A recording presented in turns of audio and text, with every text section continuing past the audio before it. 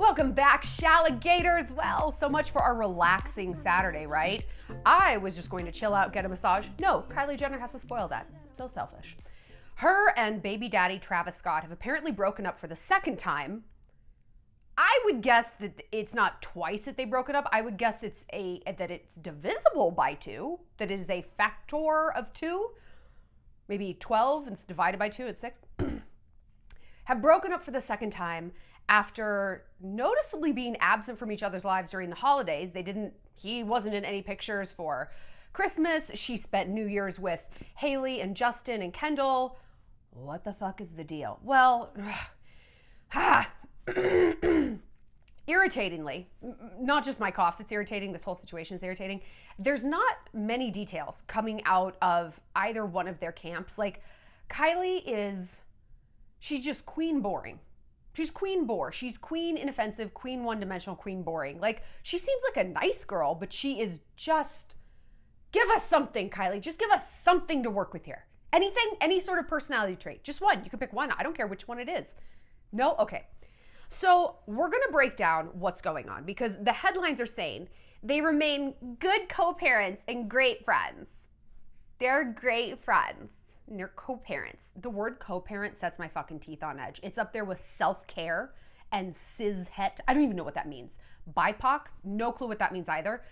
I just hate these like terms that we've had to come up with to, I am on my bullshit today. We're gonna break down what's going on with them. I'm gonna tell you what I think happened. And more than that, what can we learn here? Well, the concept, I asked you guys on my Instagram, I'm gonna read some of your responses, like what's the Kylie topic here?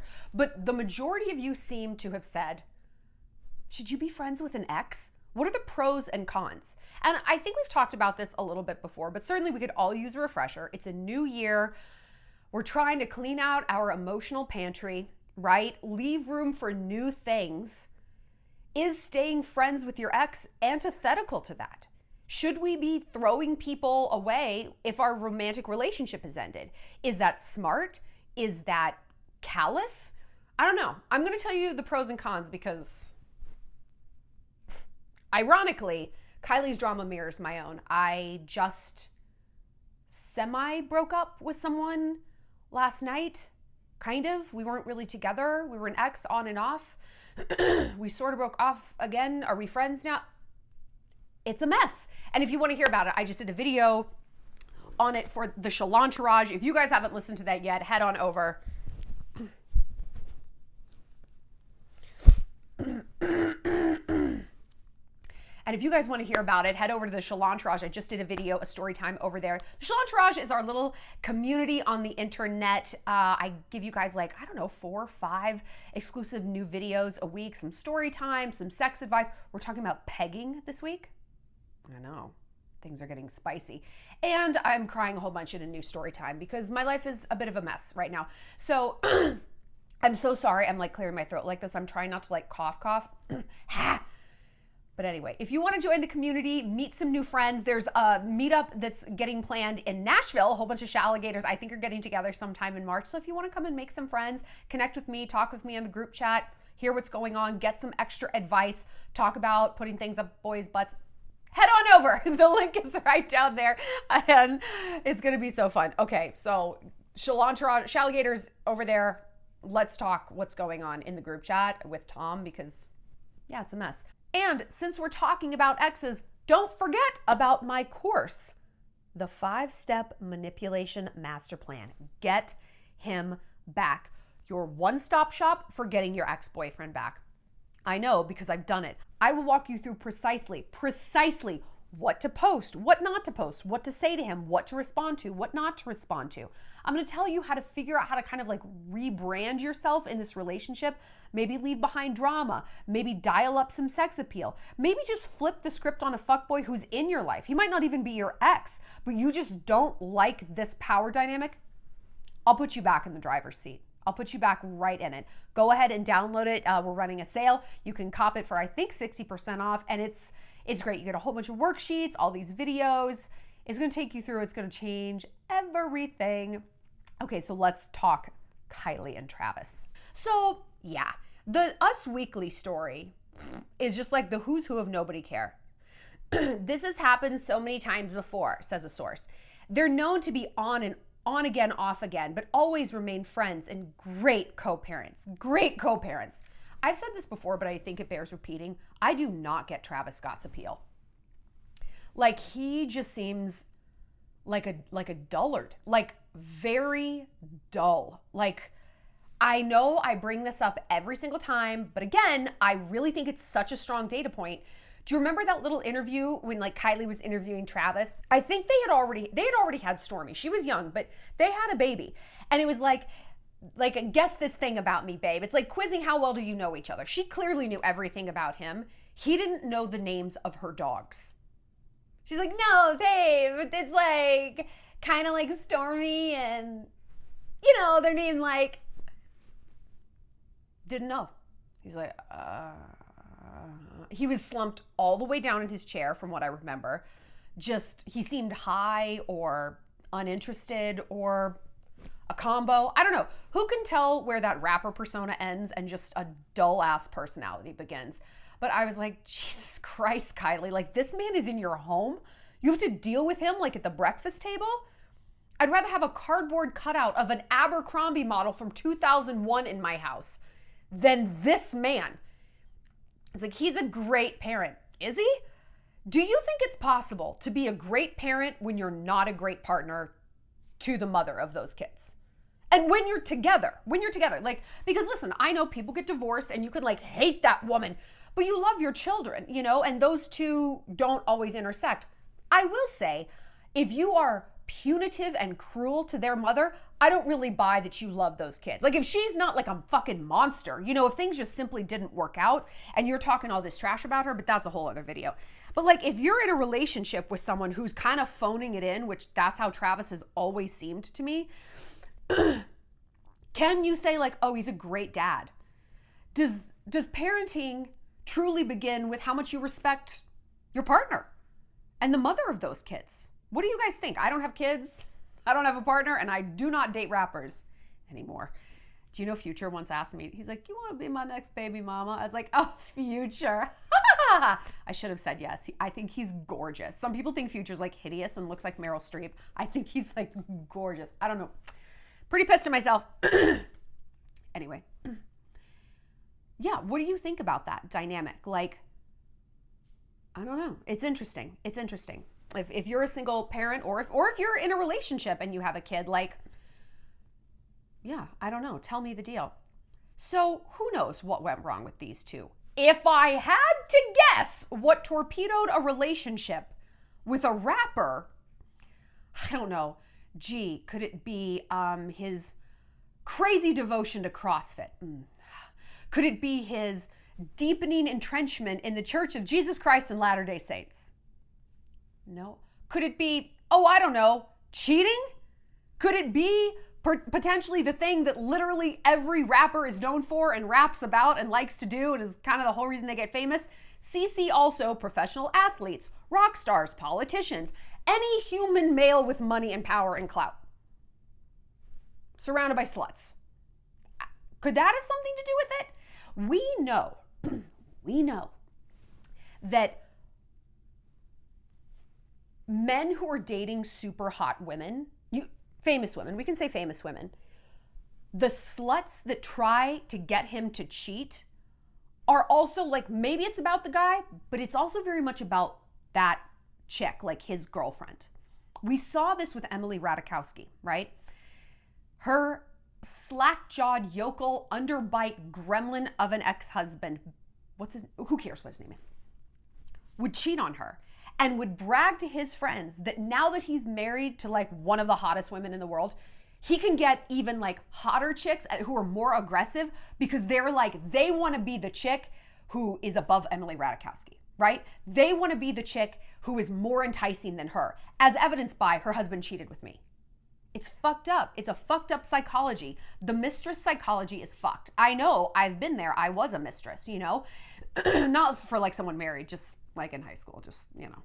But The pathology was there. And when I worked on my own self-esteem, and I'm like, I, number one, deserve better than this. And number two, bitch, taking a man from someone else doesn't fill your cup. It wasn't enough, but that's how empty my cup was. Like, I couldn't just get a man. No. I had to take from someone else.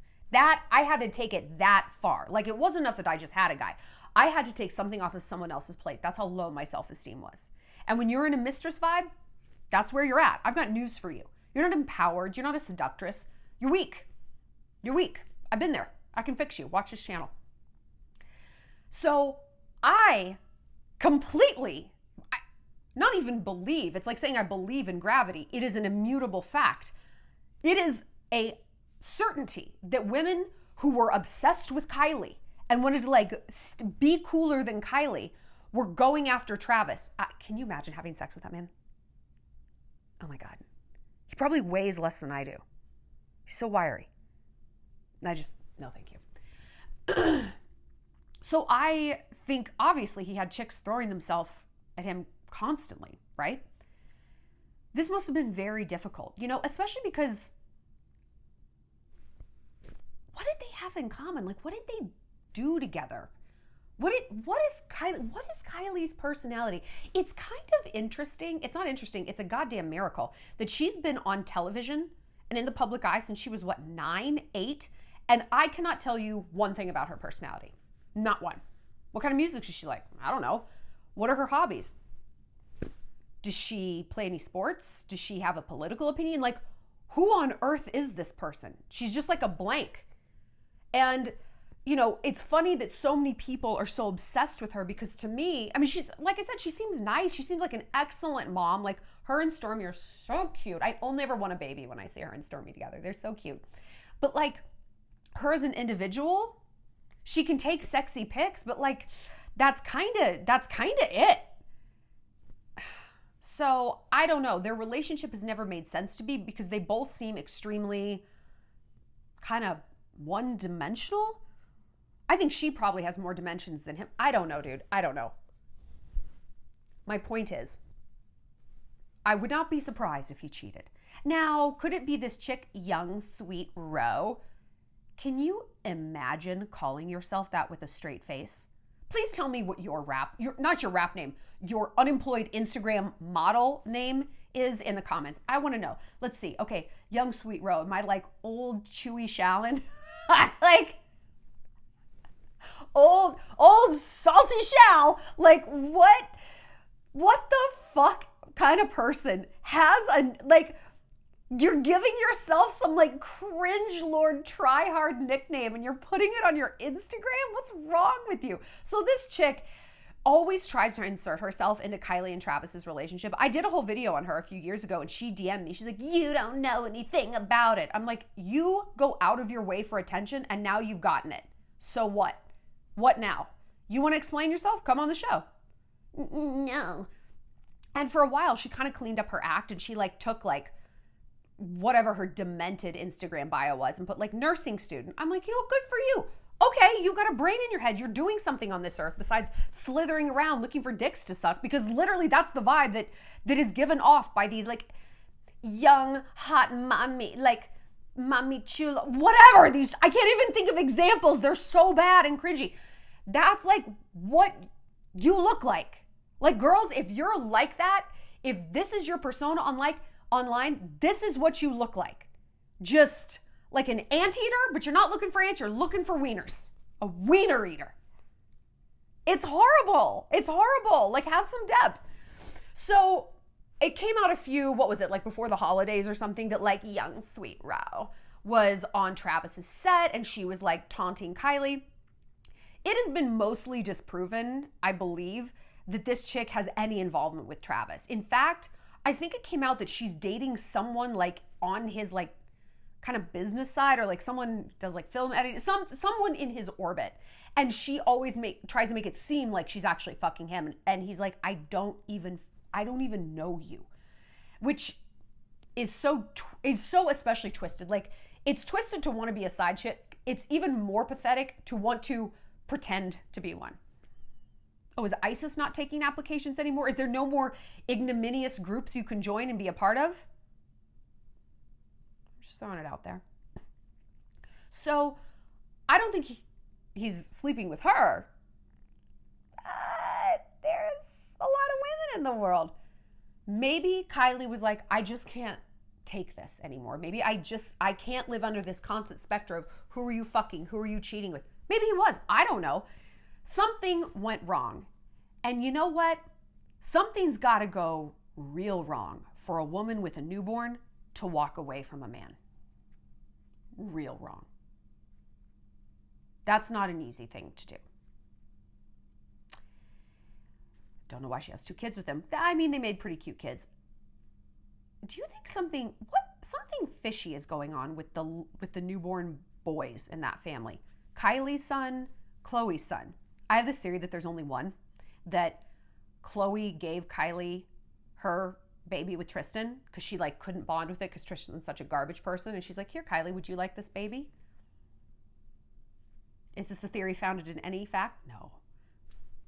I don't know what I'm talking about, but it's, but we don't know the names of either one. We haven't seen the face of either one. I just think it's odd. I'm sure you guys have heard some conspiracy theories out there. Put them in the comments because I'm so curious. You're gonna be like, Shallon, that theory of yours is like so long ago. Like that's like a 6-month ago theory. We're on to like theory 2.0.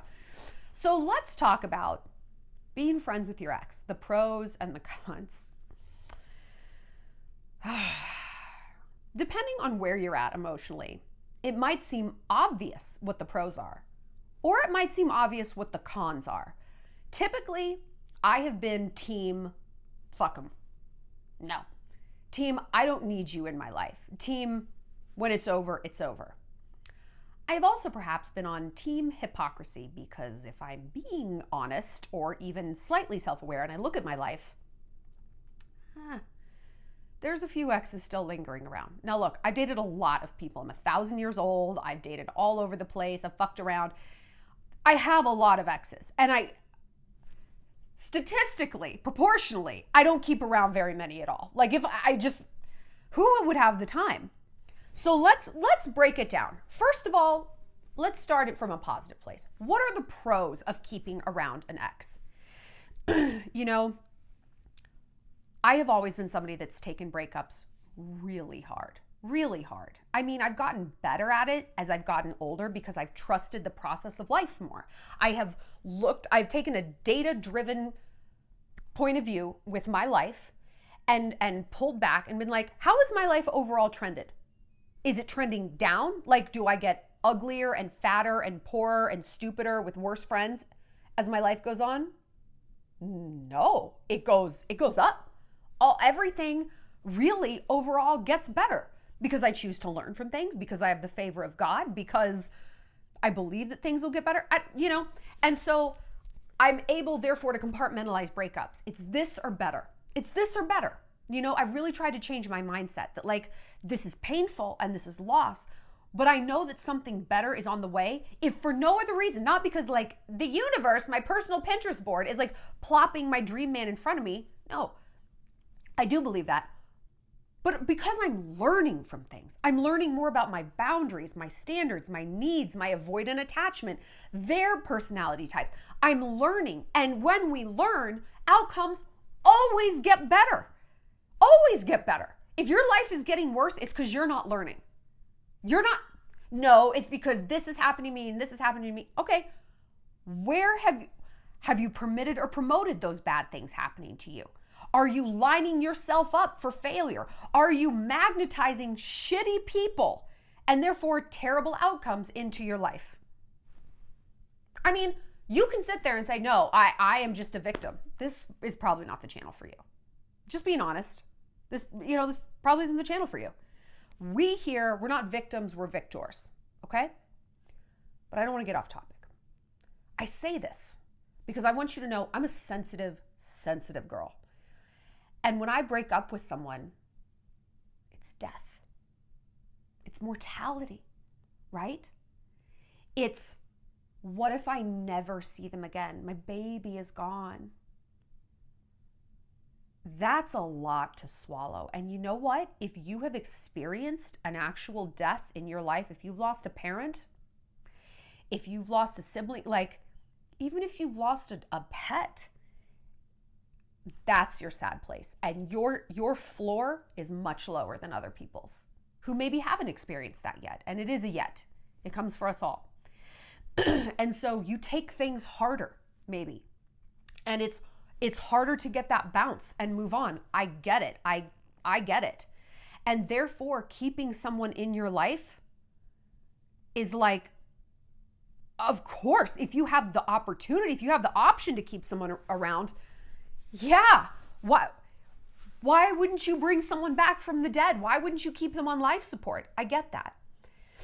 There's also the obvious answer of not everyone is terrible. Just because something didn't work out romantically doesn't mean you need to throw the baby out with the bathwater. Like maybe you can forge a friendship. You have a ton in common. You have friends in common. You really enjoyed each other in XYZ aspect. The unfortunate part is sometimes XYZ aspect is sex, fighting, and talking about the future.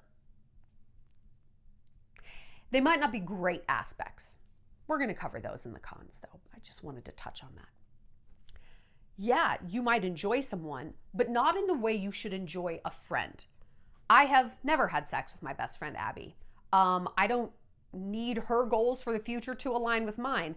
And I don't get like this high off of fighting with her when I'm drunk because she's my friend. That's not how I treat my friends. That's not part of the constellation of traits and behaviors of friendship. Friendship is neutral. I'm excited when Abby dates someone new. I don't go home and I don't cry about it. I don't act like I'm cool with it and then pretend I'm engaged because it's a neutrality. That's not always the case when you date an ex. I would go out on a limb and say it's never the case. Here's the real issue. Very, very rarely are exes on exactly the same page. And we hear this all the time with Hollywood. The breakup was mutual. Was it? Was it mutual in the fact that like, well, she didn't smash the windows out of his car, so I guess she took it pretty well. Is that what we're painting as neutrality and mutuality? Very rarely in my life. Like I said, I've dated a lot of people. Very rarely has something been mutual. Or, okay, let's say that it is. I might be I'm dating someone now, not the person I'm told you the video, Shallon, that's an ex. It's a mess. My life is a mess. But like if I have identified some things that are like obstacles in our relationship, like if we break up, I will know why. And he's identified things about me that don't sit right with him, you know? So it's like we have I don't want to say our battle positions because that makes us sound very adversarial, but we have our things about each other that we're keeping an eye on. And so if things don't work out, it would be mutual in the sense that we would both be like, yeah, this isn't working. But would it be amicable? Fuck no. Fuck no. Because once we got to the point of breaking up, one of us has snapped. And one of us has been like, oh, you're doing this. Mutual is not amicable. So just because someone agrees that something isn't working, that doesn't mean that there's this automatic foundation for neutral, amicable friendship. In fact, it can be the opposite. It can be very much the opposite. I mean, in a way, you could ostensibly say that there's more of a foundation for an amicable friendship if one person dumps the other. She's still really into it. He's not. And so she's going to do whatever she has to and play whatever role she needs to keep him around. It's like, yeah, no, we're friends. I love hearing about those girls he fucked last week. I love it. That's fine. She is going to play this part, right? But if they're both like, no, that didn't work. No, because he did this and she did this. Why on, like, I don't know. Let me say though, it is possible to be friends with an ex. It is not possible to be friends with an ex right away. It's not. Time is important. Now look, we've said before, time heals nothing. Time heals nothing. It's what you do with that time that matters. You know, you can sit and stew and it's like it happened yesterday. If you break up and you use time correctly, which is no contact, no contact, then you know what? 6 weeks, 6 months down the line, you have a shot at being friends. But you cannot get to that place of neutrality if you're still talking. You can't find healing in the same place you got hurt. You just can't. And you might say, well, I feel neutrally, like I'm glad we're out of this. It wasn't working. I'm dating someone else. Does he feel that way? Maybe. Maybe not. It's human nature. Like we're not robots. We can't flip these switches. It's like, we're breaking up. So you said we broke up. So now like I have rebooted myself to be neutral because you told me that I need to. That's how emotions work, right? It's just a robot reboot. It's a spinning rainbow wheel for a few seconds and then everything's fine. It's not that. It's not that. And that's okay. We don't have to be like that. Why would you want someone in your life who could switch their feelings off like that? That to me is frightening. That's frightening. I don't want that around me in any capacity. I want someone who's like, you know what? This still hurts. I get that it's not right. We're not compatible. I think we could maybe form a friendship, but we need to take a beat. We need to let the dust settle, okay? So 6 months from now, July 7th, we're getting coffee. Whatever it is. Like, we'll put a date in the calendar and we'll see where we're at. And you know what? A week before, if one of us is like, this just doesn't feel right, no hard feelings, okay? That is sort of a hack for your brain, your mortality-focused brain that like can't process the death of this. It's like, you know what? We're thawing out this corpse in 6 months. All you got to do is make it 6 months. Okay, I can do that. And you know what? If you really want him back and if those feelings don't diminish, what are you doing for 6 months? You're working out, you're going to therapy, you're learning your attachment style, you're watching my videos, And then you sit down for coffee and you're like, what up, bitch? It's me. Okay, now we're doing something useful with that time. But if you try to jump into that place right away, you're setting yourself up for failure. And 9 times out of 10, the person who does the dumping is the one who brings up, well, we can be friends, right? Why? Selfishness.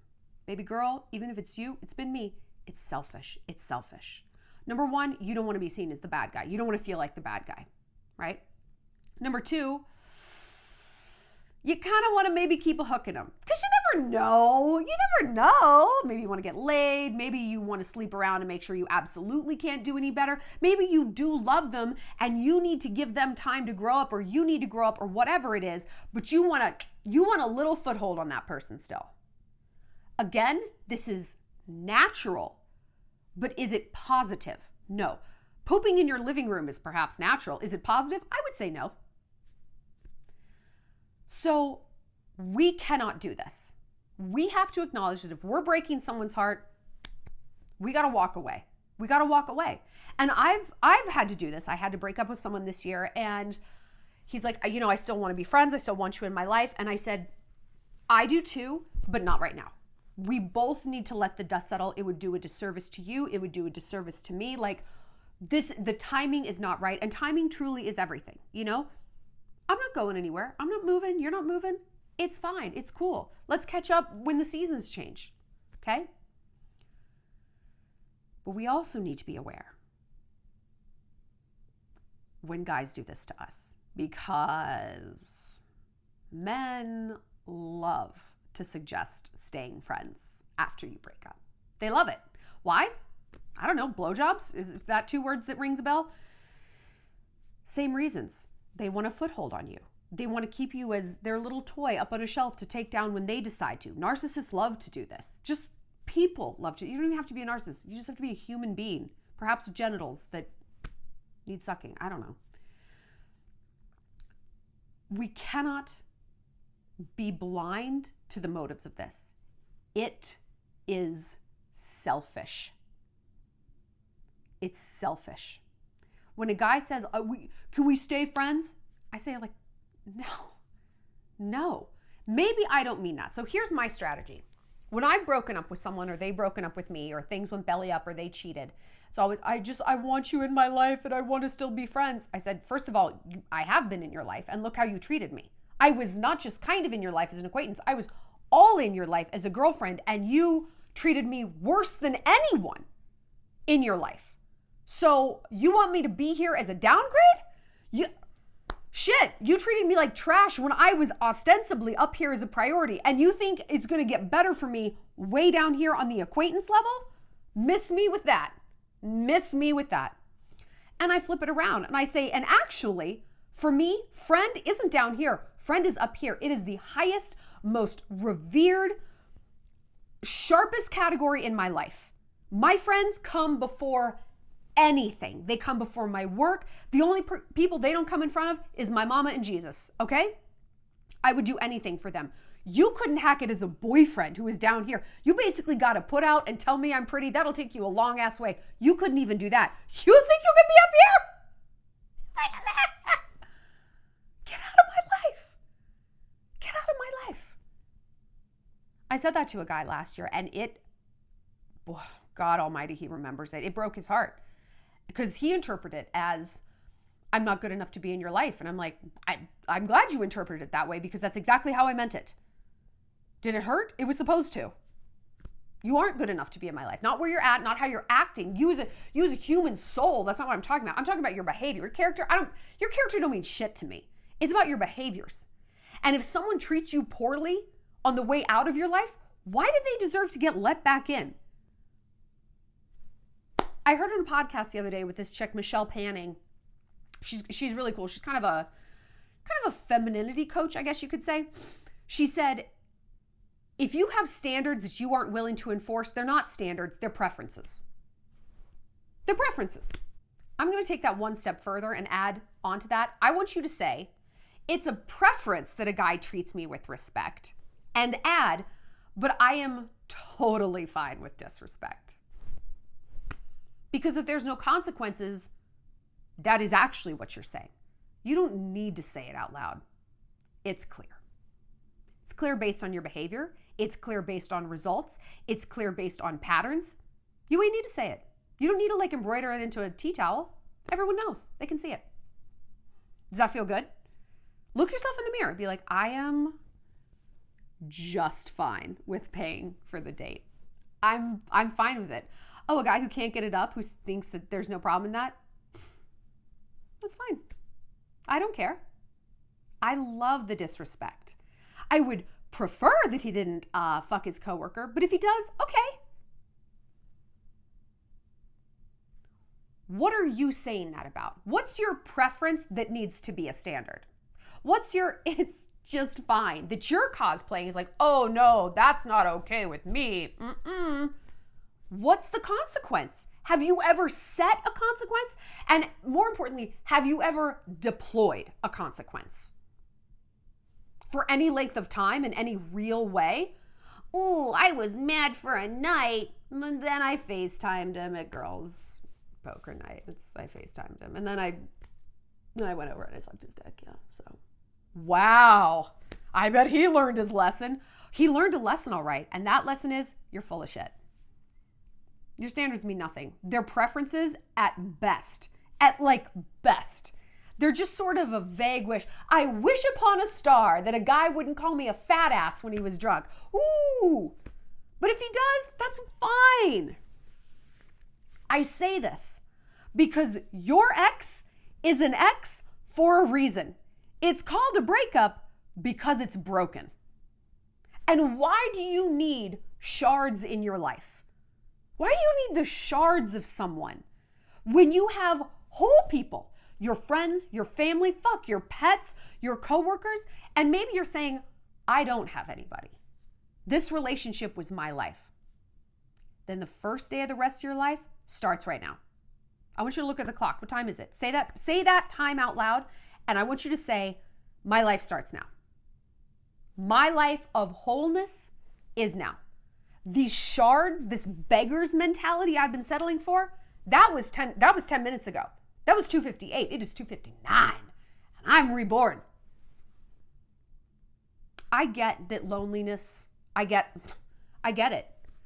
I was having this conversation with my best friend yesterday because she's dating someone who's in a relationship, and she's like, I don't want to be alone. I'm like, you are alone. Don't you feel that? Like, when I have felt the most alone in my life, the loneliest, it's when I was in a relationship where I wasn't getting what I needed. It's never when I was single. I would feel boredom and like a different kind of loneliness. Like, oh, I'm lonely, I'm bored, I wish I had somebody. But that like, I am in this alone, that like hollowed out, painful, lonely feeling, that Little Prince feeling, like you're on your own planet just standing there. Always when I was dating someone, always.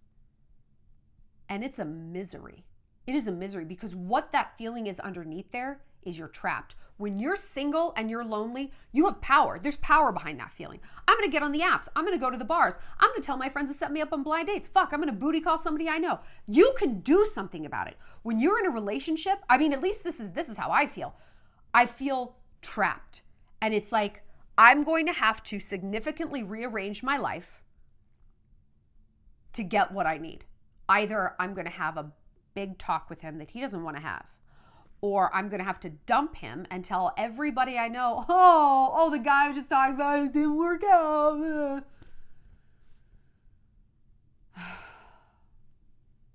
And so you don't make any changes.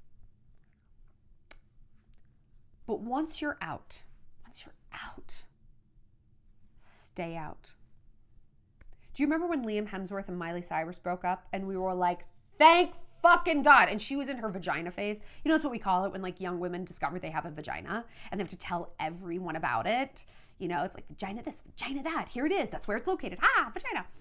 She was in her vag phase and they broke up and we were like, oh, hallelujah. Like he gone, like he's out, like you're out. Liam, stay out, stay out. And he didn't. And they got back together and they got married and surprise, surprise, they got divorced. You know? And it's like, if he had just stayed out and kept it moving and not tried to be friends or co-parent the dog or whatever, if he had just kept it moving, maybe their lives would have been better with different people. You know what I mean? If you're out, you have done the hard thing. You've done it. You've rehearsed in the mirror and you texted your friends the draft and everyone's edited it. You have gotten out. Don't move backwards. Did you really come this far to only come this far? Did you? You came this far, you broke up with him, you realized your standards, you said this isn't working, and you're like, but actually, because this goes back to the preferences thing. If you keep someone in your life who couldn't hack it, meeting your emotional needs, and you keep them around, those needs, they weren't needs, they were preferences. And you're telling him, yeah, we can be friends because actually someone who treats me like shit is fine. Someone who has hurt me so much, that's okay. I don't really mind.